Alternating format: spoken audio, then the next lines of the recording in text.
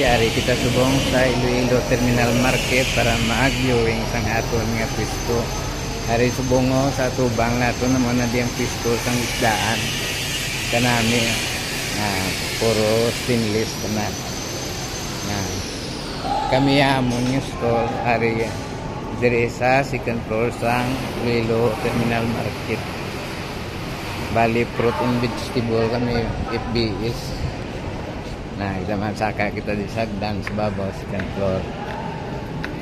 Bao, ayaw-ayawan kin man gali ang aton yung mga customer magsaka sa di sa babaw.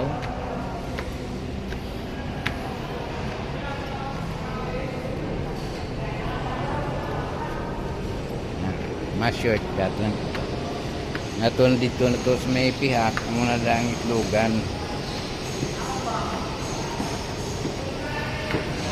Yung aming stool hari sa prantina di amo na di ang stool sa mga pahuan, peripiral nga pahuan.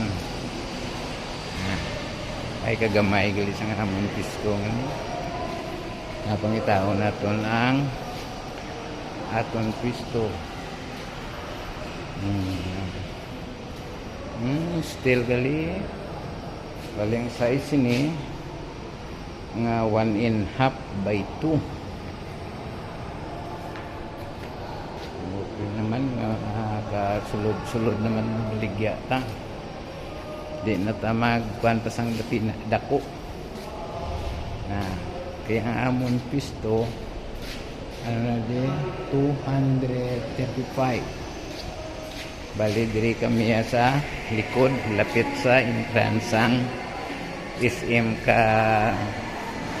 Iloilo Terminal Market. Uy, sarado pa. Ano di? 2-24. Diri kami.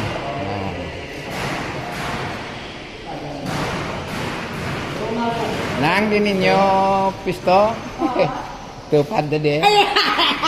Ito para ginang kita. 200. Kasi no niya? 35 ni. Kasi no niya? 35. Mbot why ko kabalo ari mo. Ari ako.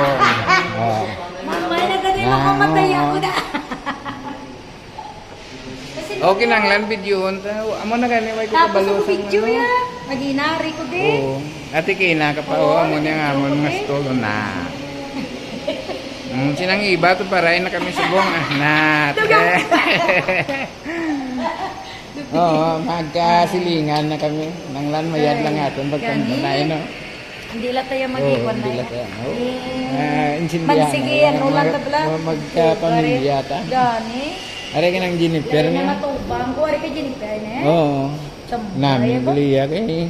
Makuha yan na diyang ariyo. Way guli ding-ding niyo. Ang kanto. At pwede ta makabutang gali lamisa ni.